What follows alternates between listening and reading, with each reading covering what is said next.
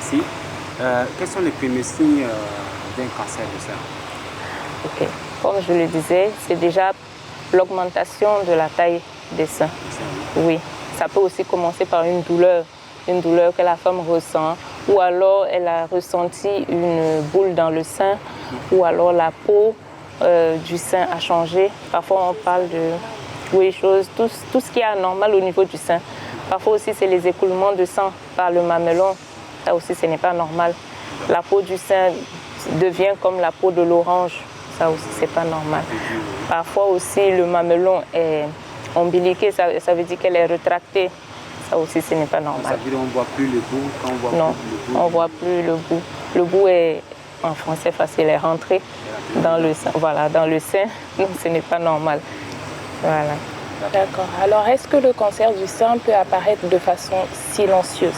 C'est-à-dire qu'on n'arrive pas à voir ces signes-là que vous venez de citer? Oui, c'est possible. Parce que comme je le disais tout à l'heure, l'anatomie, il y a des canaux au niveau du sein. Au niveau des glandes mammaires, il y a des canaux par lesquels le lait passe.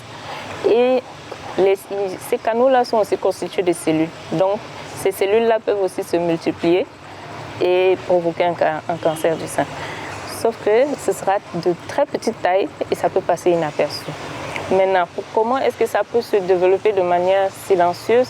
C'est si elle touche d'autres organes, parce que le cancer a cette possibilité-là de toucher d'autres organes. Donc la patiente viendra consulter pour un autre problème, voilà, peut-être un problème de dos, elle a mal au dos. Et quand on fera des examens complémentaires, on trouvera qu'en fait, c'est une localisation secondaire d'un cancer du sein. Voilà. Et en faisant la mammographie, on se rendra compte qu'en fait, il y a un petit truc qui est au niveau du sein et c'est ça qui a déclenché ces douleurs de dos. Pour une femme qui est une mère allaitante, et puis une femme qui a susceptible de développer le cancer du sein, là, l'écoulement, comment on peut les distinguer? Est-ce que c'est un peu différent? Oui, l'écoulement est différent. Quand c'est un bébé qui allait, le lait il est tout blanc, il est de couleur laiteuse, à la limite blanc cassé. Mais l'écoulement qui se passe au niveau du cancer du sein, c'est de l'écoulement sanglant. Ça n'a rien à voir avec le lait qu'on voit d'habitude.